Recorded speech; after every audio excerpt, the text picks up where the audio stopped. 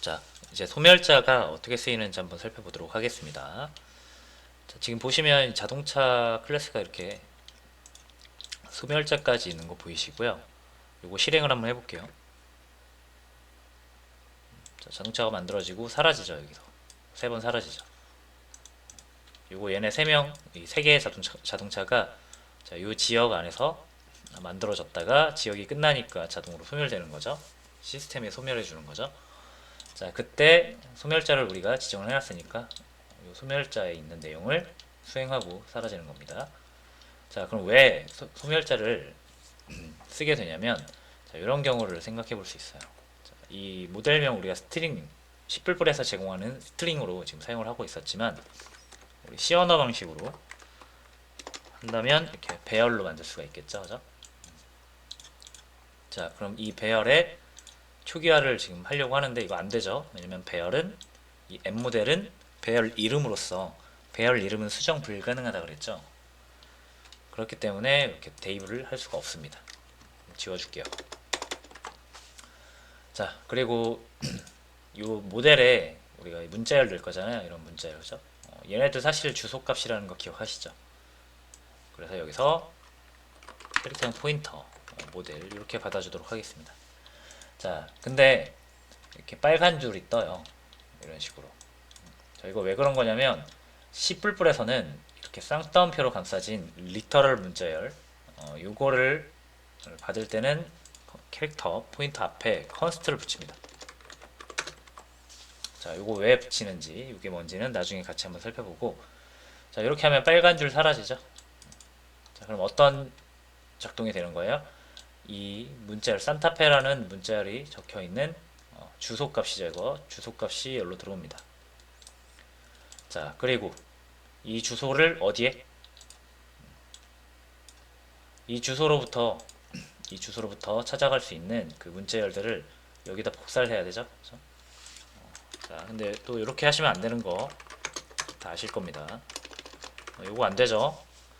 요 M 모델은 수정할 수 없는 값이죠. 이 배열의 시작 주소고요. 얘는 요 문자열의 시작 주소예요. 그렇죠?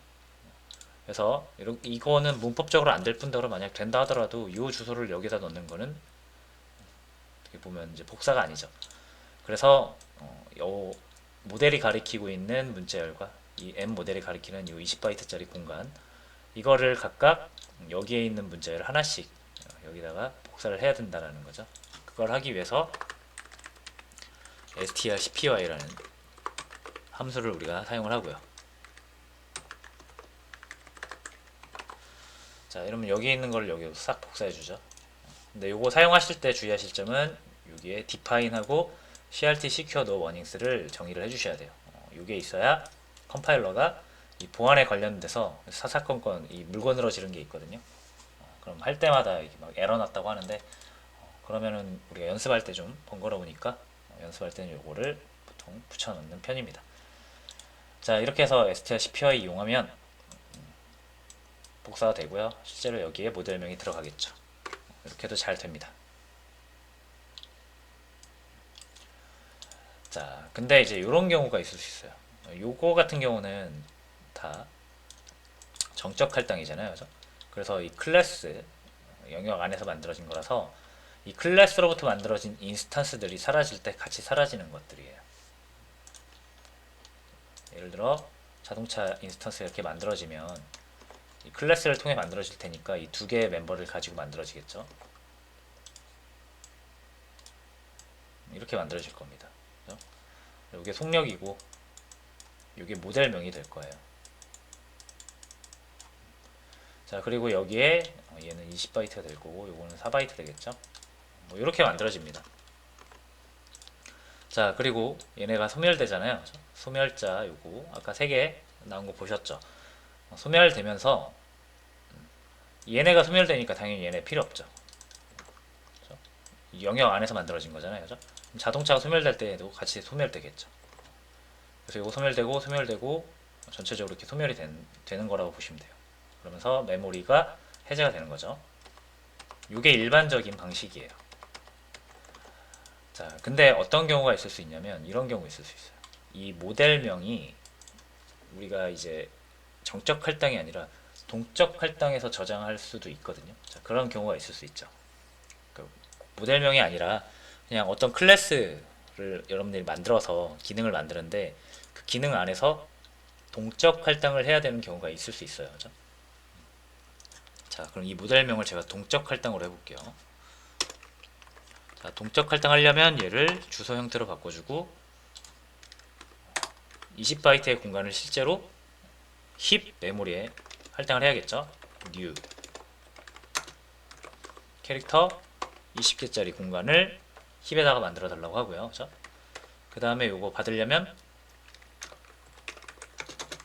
캐릭터형 포인터로 넘어올 테니까 요 M 모델에다가 넣어주면 되는 거죠. 그죠? 자, 이렇게 하면은 이 자동차가 20바이트짜리 공간을 갖기는 갖는데 어떻게 가진 거예요? 자, 이게 정적 할당 버전이었다라고 하면, 자, 이제는 이렇게 저장되는 게 아니죠. 동적 할당하는 경우에는 이렇게 저장되죠.